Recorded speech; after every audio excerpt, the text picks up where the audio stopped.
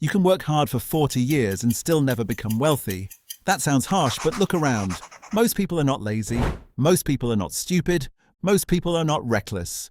They wake up early. They go to work. They pay bills. They avoid unnecessary risks. They save a little money when they can. And still, many of them feel stuck. So here is the uncomfortable question. If working hard and saving money are supposed to make people rich, why are so many hard-working savers still dependent on their next paycheck? The answer is simple, because saving money is not the same thing as building wealth. Saving money can protect you, but it usually cannot multiply you, and that difference changes everything. Before we go further, let's be clear. This video is for educational purposes only. It is not financial advice. Always do your own research or speak with a licensed financial advisor before making financial decisions. Now let's start with the idea most people were taught. Work hard, spend less, save money. That advice is not useless. In fact, it is the first step. If you cannot control your spending, you will struggle. If you cannot save anything, you have no financial cushion. If every dollar disappears as soon as it arrives, you are vulnerable. So saving matters. But here is the problem. Most people confuse the first step with the whole journey. Saving money is like building a wall around your financial life. It protects you from emergencies. But a wall does not grow. A wall does not produce income. A wall does not compound. A wall simply stands there. And that is what cash does. It waits. Now ask yourself this. What happens to your money after you save it? Does it sit in a bank account for years? Does it disappear into lifestyle upgrades? Does it become another car payment? Does it go into skills, assets, a business, or investments? That question matters more than most people realize, because every dollar that passes through your hands has a destination. It can be spent, it can be stored, or it can be put to work. And if most of your money is only being spent or stored, you may look responsible, but you are not really building wealth. You are just delaying financial pressure. Let's make this practical. Imagine two people. Both earn the same income, both save money, but one person saves and stops there. The other person saves first, then uses part of that money to buy productive assets over time. After 1 year, the difference may not look dramatic. After 5 years, it starts to show. After 20 years, they may live in completely different financial realities. Why? Because one person collected money, the other person converted money into ownership. And ownership is the engine of wealth. Not salary alone, not discipline alone, not frugality alone. Ownership. Ownership of assets, ownership of skills, ownership of systems, ownership of things that can grow without needing your constant labor. Now, this is where people usually ask, okay, but can't I become rich just by saving a lot? Technically, yes. If your income is very high, your expenses are very low, and you save aggressively for a long time. But for the average person, saving alone has a ceiling. You cannot save more than you earn. If you earn $3,000 a month, the absolute maximum you could save is $3,000. And that is impossible because you still need food, rent, transport, bills, and life. So in reality, your saving capacity is limited. Maybe you save 10%, maybe 20%, maybe 30% if you are disciplined. But income has more upside than saving, and assets have more upside than idle cash. This is the core idea. You do not get wealthy by only shrinking your life. You get wealthy by increasing your capacity to earn, your capacity to invest, your capacity to own, your capacity to make money work when you are not actively working. Now let's talk about the hidden enemy of cash. Inflation. Inflation means the cost of life rises over time. Your groceries cost more, your rent costs more, your transportation costs more, your coffee costs more, your future costs more. So even if your bank balance stays the same, your purchasing power may be going down. That is the trick. The number looks safe, but the value may be weakening. If your savings account pays you 1% a year, but prices rise by 4%, you did not really gain 1%. You lost purchasing power. Your money grew in number, but shrank in strength. This is why people say cash is safe in the short term, but risky in the long term.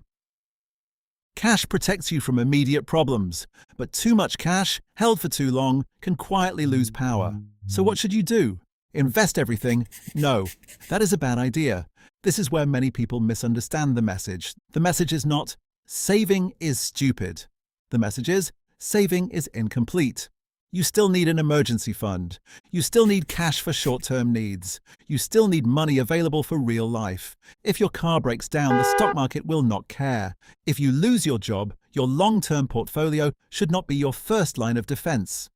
That is why the first job of saving is protection. A good emergency fund gives you breathing room. It stops you from using credit cards for emergencies. It stops you from selling investments at the worst possible time. It gives your brain calm. And calm matters, because desperate people make expensive financial decisions. So keep safety money, but do not confuse safety money with growth money. They are different buckets. Safety money is for stability. Growth money is for the future. And growth money needs a different job. It needs to be put into things that can grow. That could mean broad index funds. It could mean retirement accounts. It could mean real estate. It could mean a business. It could mean building a skill that increases your income. It could mean tools, education, or projects that create future earning power. The exact choice depends on your country, risk tolerance, goals, tax situation, and knowledge. But the principle is the same. Your money needs somewhere productive to go. Because money sitting still does not build much. Money directed into assets has a chance. Now here is another question. Why do people avoid investing or building assets? Usually fear. Cash feels certain. Investing feels uncertain. A savings account does not drop 20% in a bad month. A business does not come with guaranteed income. A new skill does not pay you immediately. A project can fail, so people stay with what feels safe. But safety has a cost. The cost is time. The cost is missed growth. The cost is staying dependent on active income forever. This does not mean you should take stupid risks. Do not gamble. Do not chase hype. Do not put your emergency fund into some random stock or crypto because someone online sounded confident. That is not wealth building. That is financial entertainment. Real wealth is usually boring.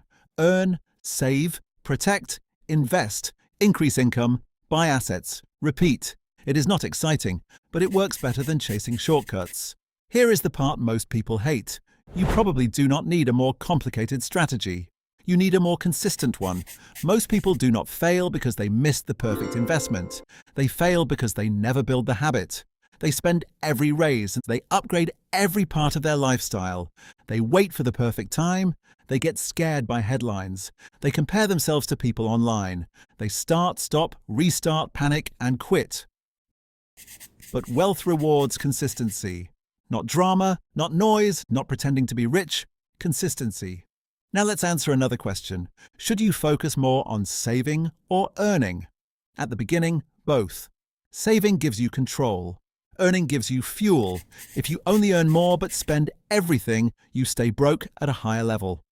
If you only save but never grow your income, progress may be painfully slow. The real move is combining both. Control your expenses, avoid lifestyle inflation, build a cash cushion, then increase your earning power and direct the difference into assets. That is the gap. The wealth gap is not just between people who spend and people who save.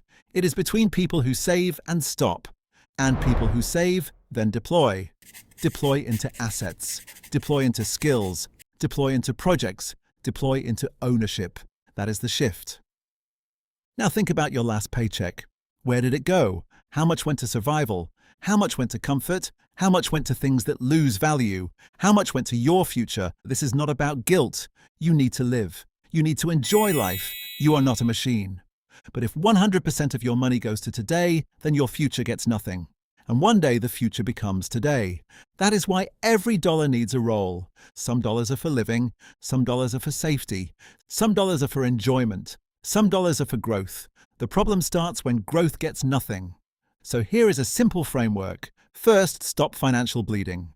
If you have high-interest debt, deal with it seriously. High-interest debt is negative compounding. It works against you. Second, build an emergency fund. Not to get rich, to stay stable. Third, track your money. If you do not know where your money goes, you are not managing it. You are just reacting. Fourth, invest in your earning ability. A better skill can change your entire financial path. Your income is not fixed forever unless you allow it to be.